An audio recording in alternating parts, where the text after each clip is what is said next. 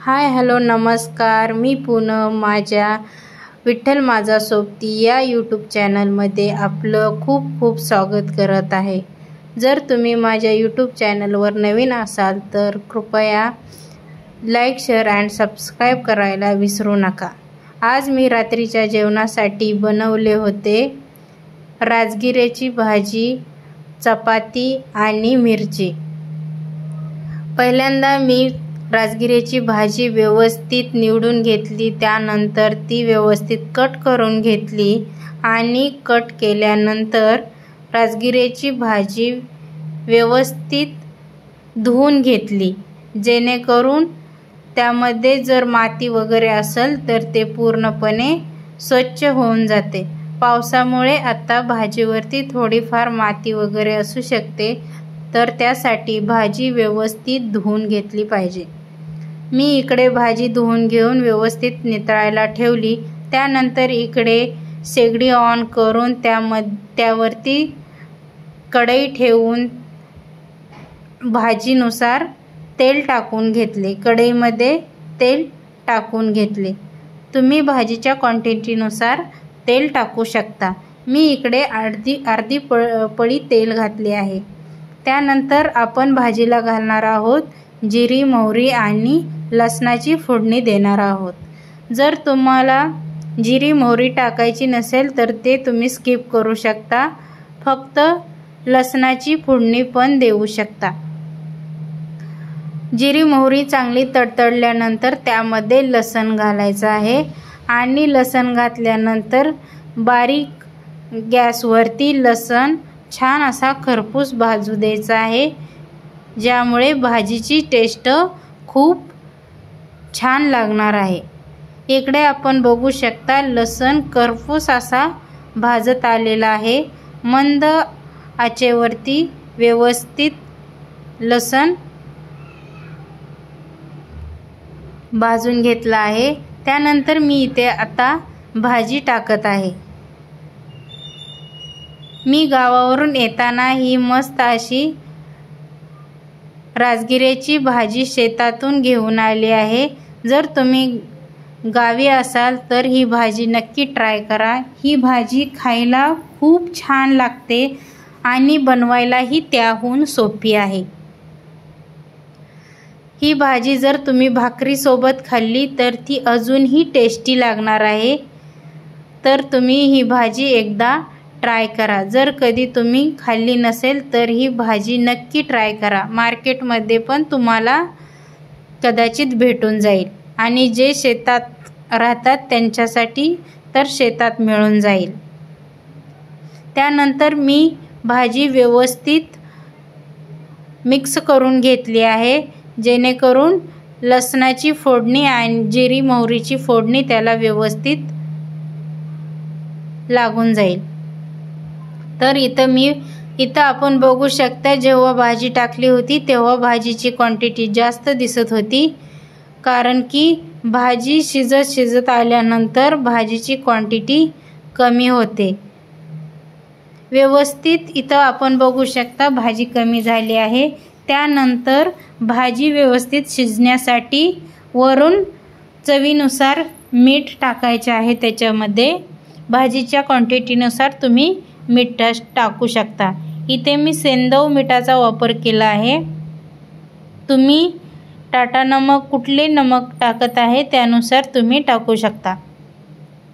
आता मी नमक टाकून व्यवस्थित मिक्स करून घेतला आहे आणि बारीक गॅसवरती भाजी ठेवली आहे, जेणेकरून मिठाच्या पाण्यावरती व्यवस्थित भाजी शिजून निघेल। इथं आपण बघू शकता की भाजीची क्वांटिटी अजून कमी झालेली आहे। जसजशी भाजी शिजेल तसतशी भाजी कमी दिसेल।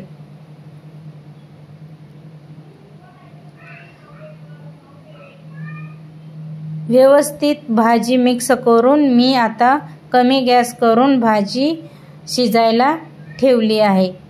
आपण भाजीमध्ये एकदा शिजत आल्यानंतर भाजी बंद करण्या अगोदर 2 मिनिट आपण दाण्याचे कूट त्याच्यामध्ये घालणार आहोत, त्यामुळे भाजी आधीच व्यवस्थित शिजवून घ्यायची आहे. भाजी शिजत आहे तोपर्यंत मी इकडे चपातीसाठी पीठ मळत आहे. पीठ मळण्यासाठी मी एक खोलगट असे छोटंसं भांडं घेतलं आहे, जेणेकरून पीठ लवकर मळलं जाईल.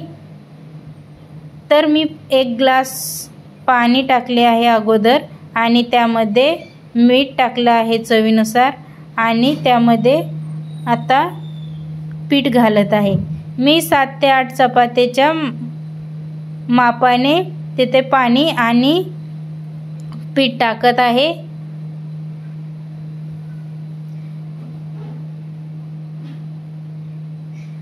पीठ टाकल्यानंतर इकडे आपण बघू शकता तोपर्यंत भाजी अजून व्यवस्थित शिजत आहे. भाजीला व्यवस्थित असं शिजू द्यायचं. त्यानंतर इकडे आपण पीठ मिक्स करून घेतले आहे. व्यवस्थित मिक्स करून पीठ व्यवस्थित मळून घ्यायचे आहे.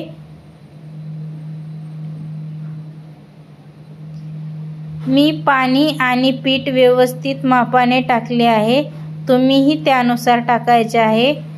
मी 1 ग्लास पाणी घातले आहे. आता मला पाण्याची जरूरत नाही आहे. मी आहे या पाण्यावरती व्यवस्थित मळून घेऊ शकते. इकडे आपण बघू शकता पीठ मळून रेडी आहे. त्यावरती आपण एक सुती कपडा टाकून व्यवस्थित झाकून ठेवायचा आहे. तोपर्यंत इकडे आपण बघू शकता भाजी चांगली शिजत आलेली आहे. आता आपण या भाजीमध्ये व्यवस्थित शिजली असल्यामुळे या भाजीमध्ये आपण दाण्याचे कूट घालू शकतो. आता मी इथे दाण्याचे कूट घालते आहे. जास्त वापर करायचा नाही, कारण की भाजी कुटावर जात असते तर भाजीची मूळ चव ही लागली पाहिजे. त्यासाठी चवीपुरते दाण्याचे कूट घालून घ्यायचे आहे. आणि कूट घातल्यानंतर जास्त वेळ भाजी नाही शिजवायची. एक ते 1.5 मिनिट भाजी आपण ठेवू शकता आणि त्यानंतर गॅस बंद करू शकता. इथे आपण बघू शकता आता मी गॅस बंद केला आहे आणि कूट टाकल्यानंतर भाजी व्यवस्थित शिजली आहे. आता मी इकडे चपाती बनवायला घेत आहे. बघू शकता पीठ व्यवस्थित भिजले आहे. त्यानंतर मी मिरची बनवली होती रात्रीच्या जेवणासाठी. जर तुम्हाला या मिरचीची रेसिपी हवी असेल तर मला मेसेज करा. मी तुम्हाला या मिरचीची रेसिपी अपलोड करेन. त्यानंतर इथं मी थोडंसं पिठाला ऑइलिंग करून घेतलं आणि चपाती बनवायला घेतली आहे. चपातीसाठी इथे आपण बघू शकता मी प्लॅटफॉर्म यूज करते, जे की आपण भाजी कटिंगसाठी पण वापरू शकतो, चपाती बनवण्यासाठी वापरू शकतो आणि भाकरी बनवण्यासाठी सुद्धा वापरू शकतो. हे खूप छान आहे. याच्यावरती चपाती, भाजी, भाकरी आणि भाजी कटिंग वगैरे व्यवस्थित होते. जर तुम्हाला हवे असेल तर मेसेज करा. मी तुम्हाला डिस्क्रिप्शनमध्ये लिंक देईन, तर तुम्ही ऑर्डर करू शकता. याची क्वालिटी खूप छान आहे आणि हे वॉश करण्यासाठी पण खूप इझी आहे आणि वापरण्यासाठी पण खूप छान आहे. इकडे मी व्यवस्थित चपाती लाटून घेतली आहे आणि तव्यामध्ये थोडंसं तेल टाकलं आहे अगोदर आणि त्यामध्ये चपाती टाकली आहे.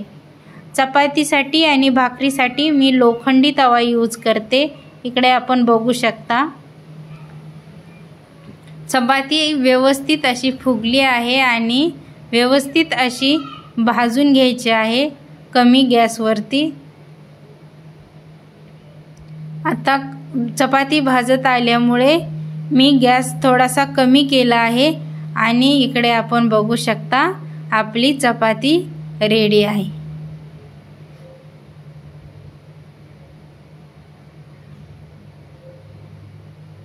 आणि अशा प्रकारे मी आजच्या रात्रीच्या जेवणासाठी मेनू केला होता चपाती, मिरची आणि भाजी। मिरचीवरती तुम्ही तेलही घालू शकता, खूप सुंदर लागते। अशा प्रकारे मी आज रात्रीच्या जेवणासाठी बेत केला होता। रेसिपी आवडली असल्यास कृपया लाईक करा, शेअर करा आणि सबस्क्राईब करा। भेटूयात नवीन रेसिपीसोबत नवीन व्हिडिओमध्ये। तोपर्यंत बाय बाय।